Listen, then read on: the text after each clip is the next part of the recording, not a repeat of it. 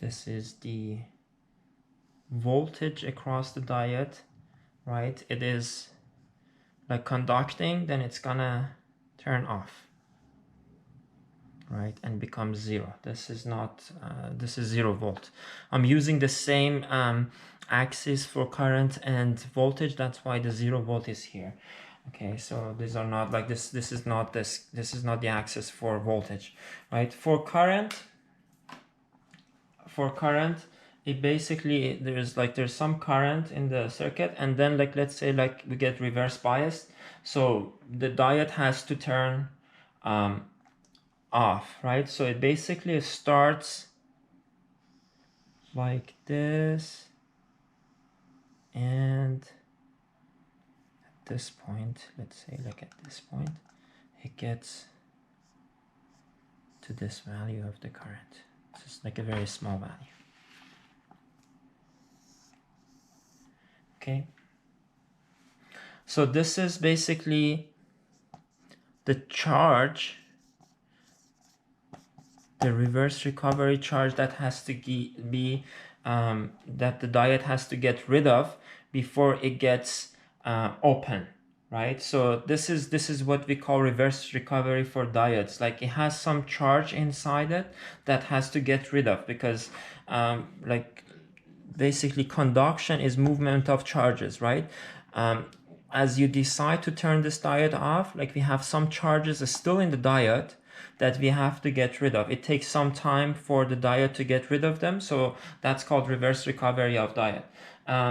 If I draw the gate signal of the MOSFET, this is basically what's happening here.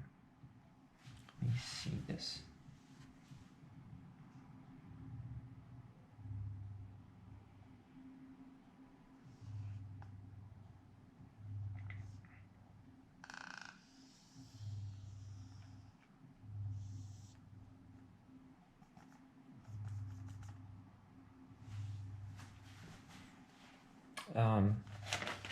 I'm drawing the same thing for the MOSFET. So this is VI at this point, and then just like goes to 0. This is 0 volt, and this is VI. Okay,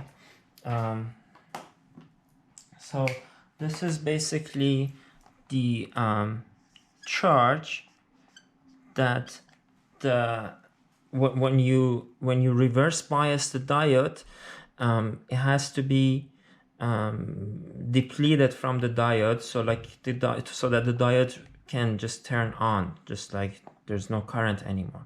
Okay, so that's the QRR. So I'm showing it for both MOSFET, and this is IG, this is ID for both diode and MOSFET, right? So and this is like if we again do the voltage times current for power here, so we end up with something like this for the power losses due to reverse recovery. Power losses due to the reverse recovery, it would be something like this, right? So we just like have to basically calculate this much power. So this is not actually P, this is VI over T.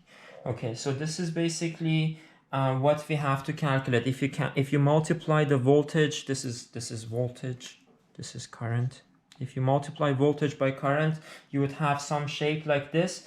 And we're not gonna focus on the calculation here, but you see that one part of it is this charge multiplied by the voltage, right?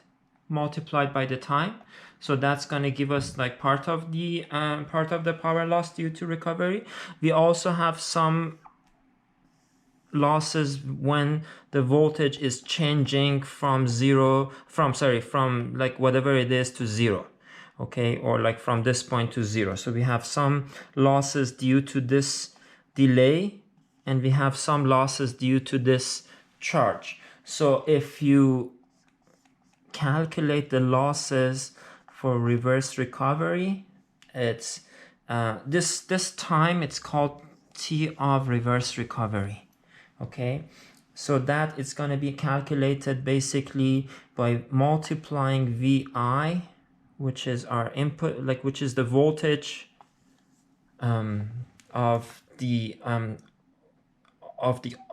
the open circuit voltage that is gonna go across the diode, right? So like you have to see like what's the voltage that's gonna go across the diode. So VI times QRR plus IODC times reverse recovery time.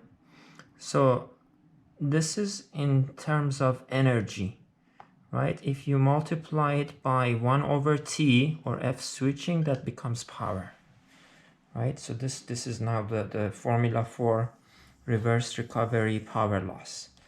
Again, like this should be given, this should be given, this should be given. So this should be given, so then you can calculate the reverse recovery power loss. That was the last power loss we wanted to see in this course. So just again to just do a very quick review. So we have some reverse recovery time. During this reverse recovery time, we have some voltage multiplied by the current. So that's going to be basically this term, right? This is like because of this, and because like if I'm using this formula, this is the part that I have to calculate, this time plus this time, but it should be given to you, so like you don't have to worry about it. TRR times IODC times VI, that's the part that calculates the losses when just this voltage goes from whatever it was to 0, or goes from 0 to whatever goes like the other way, like around. And this part, it's gonna take care of the amount of the charge that has to be get rid of. This is QRR, Q of reverse recovery, times V. Q times V, it's gonna be energy, so it's gonna be in terms of joules. And then if you multiply it by the switching frequency, it gives you the power, which is like the amount of energy lost in 1 second, right? So this is the reverse recovery switching losses. So what we did 4 different conduction losses. We did 4 different conduction losses and 2 different switching losses. So I'm not gonna write them down, but basically like for all of your circuits, you have to consider all of that. Now, the concept of efficiency is P out divided by Pi. Okay, so, or in the other term, it's going to be Pi minus all the losses that you have in your circuit. Okay, so this is how you should calculate the efficiency. You have to calculate all these 6 items for your circuit. You have to find it